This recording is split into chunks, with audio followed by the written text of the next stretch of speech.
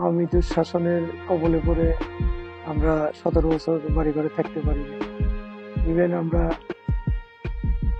গাজীপুরে আসতে পারি নাই এবং গাজীপুরটাকে তারা এমনভাবে কক্ষিগত করে রেখেছিল যে আমাদের কথা বলারও অধিকার তারা দেয়নি। সর্বোপরি চেষ্টা করছি আমরা যেখানেই থাকি এই 17 বছর মানুষের পাশে দাঁড়ানো, বিশেষ করে আমার বিএনপির যারা আছে নেতাকর্মী তাদের পাশে দাঁড়ানোর চেষ্টা করছি।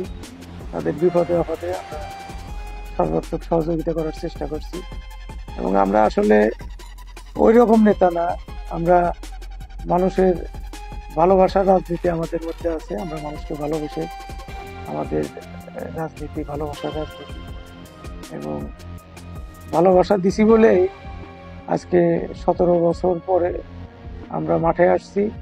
এবং শুধু তাই না, আপনি যে প্রশ্ন করলেন যে আমার লোকজন আমার পুরো আরো খুশি এবং আমার এটা হলো যে ভালোবাসার বহিঃপ্রকাশ। আমরা 17 বছর কাউকেই কিছু দিতে পারি। ইভেন আমাদের যে প্রোগ্রামগুলো অনেক কষ্টে প্রোগ্রাম করছে তাদেরকে কিছু দিতে পারি না, ইভেন এখনো দিতে পারি না। কিন্তু তারপরেও মানুষজনকে যেটা দিছি যে অকৃত্রিম ভালোবাসা। এই ভালোবাসা আসলে টাকা দিয়ে ভালোবাসা পাওয়া যায় না এবং ভালোবাসা দিছি বলেই টাকার দিকে তাকায় না, তারা নিজেদের খরচে আমাদের সঙ্গ দিতেছে এবং আমরা চাই যে ভালোবাসা নিয়ে রাজনীতি করতে। এবং আমরা মানুষকে, আমাদের নেতারা তারেক জিয়া, খালেদা জিয়া, আমাদের নেত্রী, তারা ভোটের অধিকার ফিরে দিছে এবং ভোটের মাধ্যমে ইনশাল্লাহ গাজীপুরের পরিবর্তন ঘটবে। এবং আমরা চাই 53 বছরের ইতিহাসে গাজীপুরের পরিবর্তন ঘটে নাই। আমরা মানুষের সেবক হতে চাই এবং চাই যে আমাদের ভালোবাসা দিয়ে আমরা রাজনীতিতে প্রতিষ্ঠিত হই এবং কোনো অন্যায় অত্যাচার গাজীপুরে যাতে না থাকে।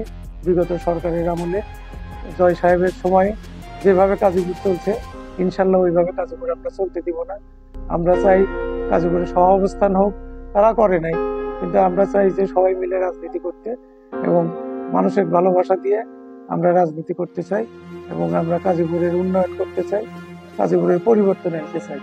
এবং মানুষের কাছে যেটা আমাদের একটাই চাওয়া যে তারা আমাদের ভালোবাসা নিয়ে আমাদের ভোটের মাধ্যমে আমাদের প্রতিষ্ঠিত করবে, এমপি নির্বাচিত করবে এবং আমরা ইনশাল্লাহ তাদের ভোটে যদি এমপি নির্বাচিত হই সুন্দর গাজীপুর একটা উপহার দিব এবং মানুষের মধ্যে হানাহানি যাতে না থাকে, বিশৃঙ্খল অবস্থার যাতে সৃষ্টি না হয় এবং গাজীপুরটাকে সুন্দর গাজীপুর সবাই মিলে যাতে করতে পারি এই আশ্বাস মানুষের দিচ্ছি এবং আমরাও মানুষের কাছ থেকে আমরা আশ্বাস পাচ্ছি এবং ইনশাল্লাহ আগামী দিনে বিএনপি এমপি নির্বাচিত হবে এবং এই এমপি নির্বাচন হলে আমরা মানুষের পাশে দাঁড়াতে চাই, মানুষের ভালোবাসা দিয়ে আমরা মানুষকে এখানে প্রতিষ্ঠিত করতে চাই ইনশাল্লাহ।